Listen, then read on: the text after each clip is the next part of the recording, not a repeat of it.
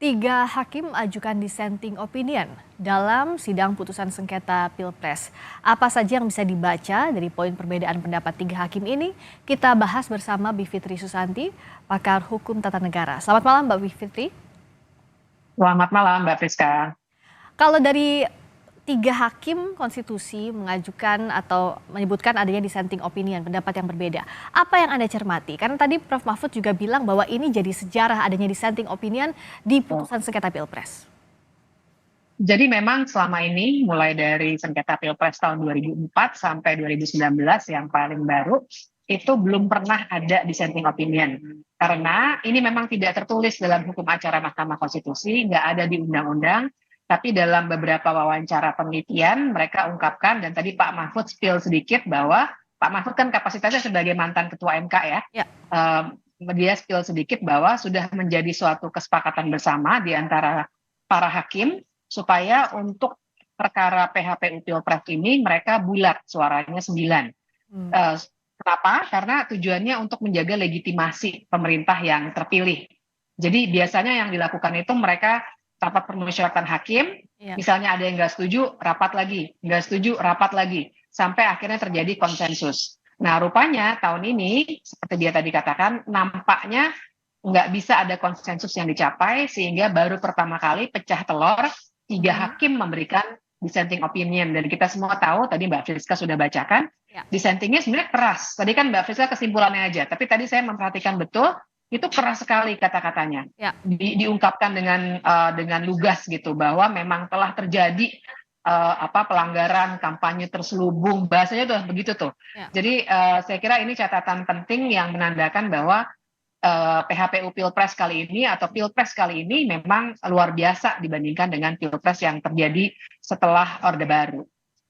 Ada agree to disagree yang terjadi di Mahkamah Konstitusi, akhirnya dissenting opinion ini dibacakan secara terbuka. Mbak Bivitri, dari poin-poin yang disampaikan tadi oleh Pak Saldi Isra, Bu Eni Nurbaningsi, juga Pak Arief Hidayat, apa saja yang dibaca? Karena sorotan soal bansos, netralitas aparat, itu tegas sekali disampaikan dalam pertimbangan seperti yang tadi Mbak Bivitri sampaikan, dibacakan oleh para hakim konstitusi ini di depan publik.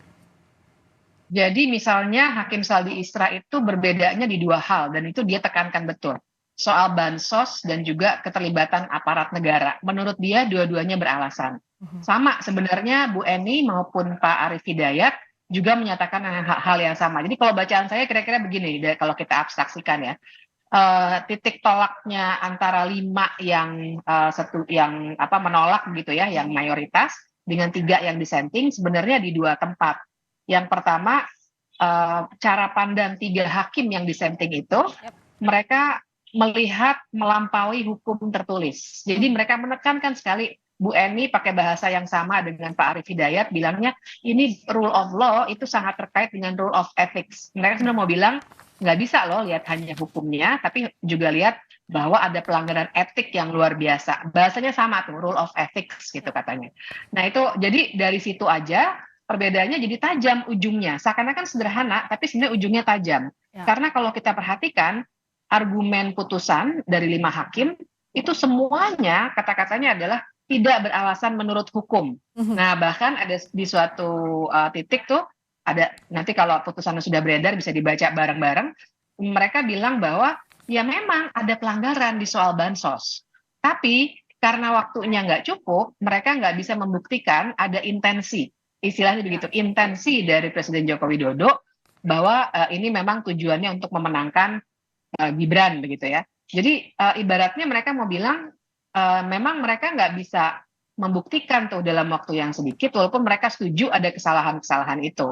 Titik tekannya di situ. Nah yang kedua tuh 14 harinya. Jadi 3 hakim yang dissenting juga mengkritik, mana mungkin 14 hari itu memang mereka 8 hakim nggak bisa mencapai, kalau dalam kita sering sebut ya dalam hukum itu beyond reasonable doubt gitu. Jadi keyakinan yang benar-benar nggak bisa dibantah lagi, kalau cuma 14 hari itu nggak akan cukup.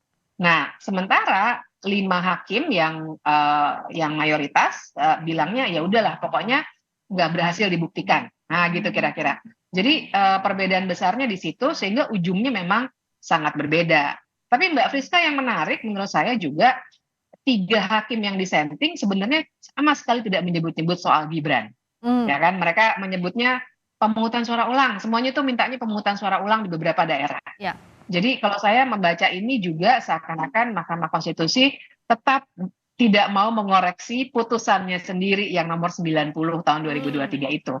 oke. Jadi kan sebenarnya kan mereka yang memulai, kan kalau bahasanya Mas Budiman di Harian Kompas kan gitu. MK yang memulai, harusnya MK yang mengakhiri. Nah, mereka tuh seperti mau mengesampingkan fakta juga bahwa memang yang memulai semua ini gara-gara MK Ada putusan kemarin nomor gitu. Jadi 90 yang akhirnya mendahuluinya begitu ya, Mbak? putusan 90 yang bikin kekisruhannya mundur apa begitu ke depannya dirusak semua gitu. Hmm. Itu mereka tidak koreksi sama sekali. Tidak disebut-sebut bahkan soal-soal yang terkait dengan putusan 90. Nah, kalau kita perhatikan tadi kita dengar dengan seksama, itu memang ada ruang abu-abu sehingga tadi kata Mbak Bivitri cara pandangnya jadi berbeda. Ada rule of law dan rule of ethics. Misalnya saja soal Ya, bansos dia anggap bahwa sebagian hakim yang lain bilang bahwa itu tidak melanggar hukum positif, tapi catatannya nanti ke depan tidak dilakukan jelang pemilu. Nah, ruang abu-abu ini kan harusnya dievaluasi. Jangan sampai nanti betul. jadi presiden untuk pemilu-pemilu selanjutnya ada ruang abu-abu yang membuat sengketa pilpres ini semakin pelik. Apa yang menurut Mbak Bivitri harus diperbaiki? Ya, memang walaupun ya barangkali ada sedikit kekecewaan dari sebagian pihak tentu saja ya, tapi kalau kita harus melihat silver liningnya, kita melihat positifnya, sebenarnya putusan ini berhasil membuatkan paling tidak beberapa catatan apa saja yang harus diperbaiki. Kalau dari 5 hakim yang mayoritas, misalnya mereka sudah menyebut tuh soal bansos tadi ya, Ya. seharusnya diatur dengan lebih jelas. Kemudian pelanggaran pemilu yang juga perlu diperluas ke Mahkamah Konstitusi karena di Bawaslu banyak sekali yang ternyata tidak selesai. Ya. Sementara cara pandang 5 hakim yang mayoritas bilangnya ya udah, kalau memang di Bawaslu sudah berhasil, sudah ditindaklanjuti, MK tidak lagi berwenang Ya. untuk memeriksa ulang, kurang lebih begitu. Jadi mereka memberi catatan seperti itu. Mhm. Sementara tadi Pak Arief Hidayat itu dalam dissenting opinion-nya bahkan dia merinci 1, 2, 3, 4 gitu ya.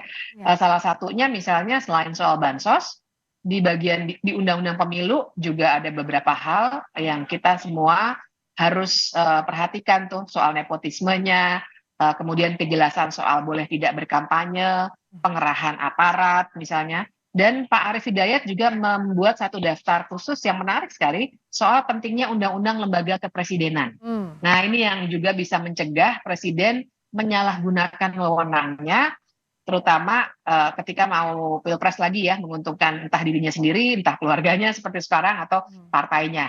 Nah, ini yang paling tidak ini PR kita ke depan, Ya. dan ini artinya sebagai judicial order, jadi perintah pengadilan sebenarnya Mhm. kepada pembuat undang-undang untuk membuat undang-undang baru ataupun memperbaiki tadi ya undang-undang pemilu, mungkin undang-undang yang terkait dengan bansos dan lain sebagainya. Ini harus ditindaklanjuti oleh DPR yang baru dan pemerintah yang baru karena pembuat undang-undang memang mereka. Ya. Nah, ini yang kita mesti tunggu dan kita mesti awasi kayaknya ini rame-rame Mbak Friska, soalnya kan ini sebenarnya situasi yang menguntungkan ya Ya. untuk partai-partai yang berkuasa. Saya Ya. khawatir sekali kalau nggak kita dorong, kita kawal, ya ini nggak akan ditindaklanjuti walaupun ini Mhm. perintah dari Mahkamah Konstitusi. Ya, kita sama-sama hormati putusan MK yang final dan mengikat, tapi di sisi lain juga harus ada perbaikan ke depannya, termasuk tadi judicial order yang disampaikan Mbak Bivitri agar hasil putusan Mahkamah Konstitusi betul-betul beyond reasonable doubt, tidak ada keraguan yang ditimbulkan di kemudian hari. Terima kasih banyak atas waktunya Mbak Bivitri Susanti, pakar hukum tata negara. Selamat malam.